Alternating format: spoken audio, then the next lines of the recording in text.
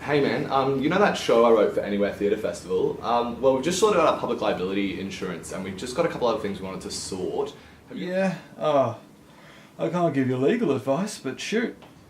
Yeah, so I was reading this thing about performers' rights, and I just wanted to know if there was any kind of obligations to my actors that I needed to fulfill.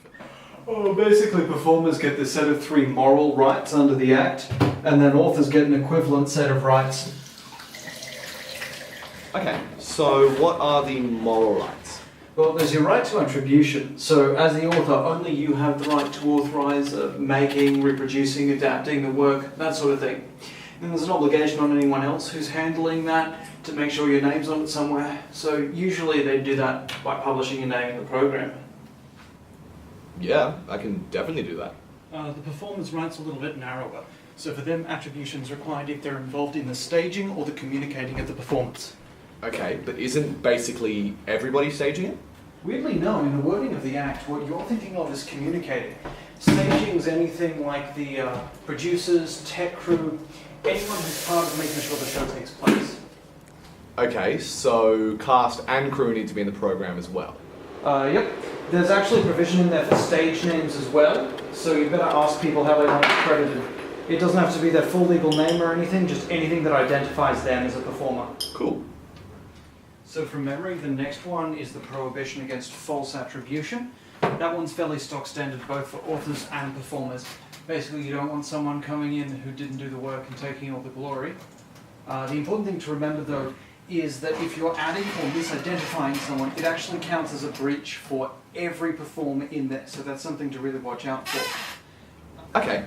Well, The last right is integrity of authorship and performership, and this is where things get a little tricky again.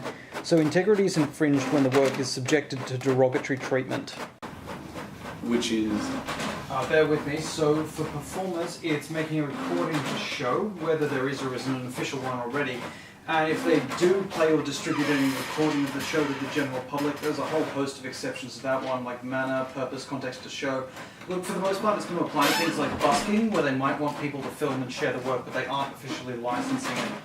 The author's right of integrity is significantly more complex. So you've got an overlap with the performer's rights about derogatory dealing, but then because authorship covers all the different fields of art, there's also provisions about art being destroyed, moved, adapted, displayed in public, that sort of thing. Yeah, makes sense. I mean, you don't want people like altering paintings when they put them in galleries and stuff like that.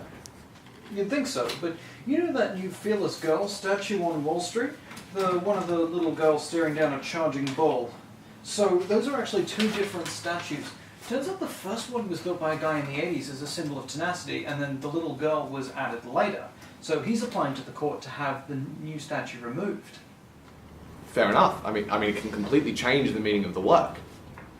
Yeah, that's exactly what this is supposed to prevent. I mean, there's a prohibition against sale or profiting from these moral rights, but that's pretty much in line with the rest of the Copyright Act. The last thing you really need to know is that you, as an author or a performer, can consent to some kinds of breaches. Usually that's for use by the same company. If at the end of all that your rights are still being infringed, you've got a range of equitable remedies open to you in the Supreme or Federal courts, including an order for apology from the infringing party. Cool, that sounds doable. Would you mind sending me through a copy or an example of how I can do that? Yeah, I can do that.